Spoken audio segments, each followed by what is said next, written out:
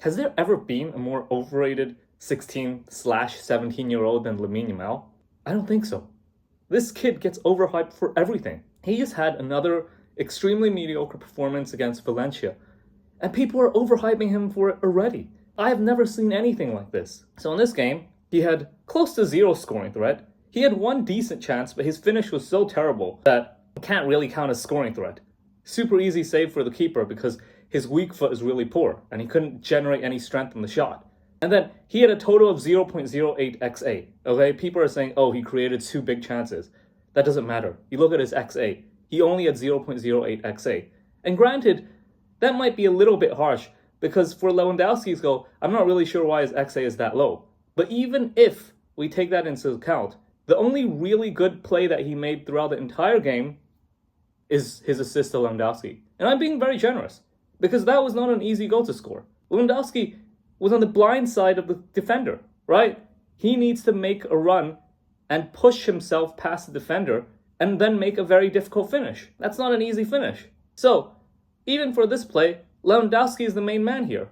And then for a second big chance, I think the standards for big chances created can be pretty ridiculous sometimes. Because for this big chance, Ferran Torres needs to progress the ball forward 10 to 15 meters before he is even within shooting range. Like, why are these chances being counted as big chances created? The receiver needs to do so much to even get the shot off. We're not talking about taking an extra touch. We're talking about Ferran Torres needing to progress the ball by 10 to 15 meters before he can even shoot. And on top of that, frankly speaking, this isn't a very good pass. The weight of the pass is far too light. So that's why Ferran Torres needs to slow down to almost a standstill to even receive the ball.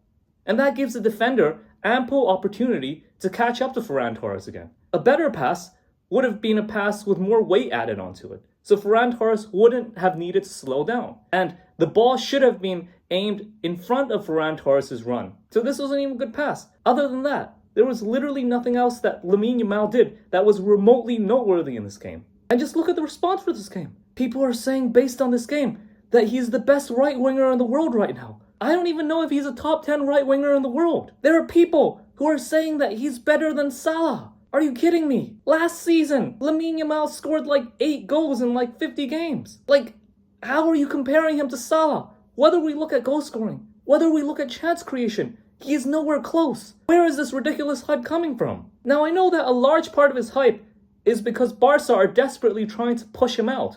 Because with Messi gone, with Neymar gone, with Suarez gone, with Lewandowski being like 35 years old, they don't have a proper superstar right now. So they're desperately trying to overhype the 17-year-old kid. But even with all this marketing hype, I can't believe that football fans are actually genuinely so dumb. This kid, he's at best a borderline top 10 right winger in the world. Why are you comparing to Salah? Stop overhyping mediocrity. Maybe one day he will be a top 3 to 5 right winger in the world. Right now he isn't. So stop overhyping him.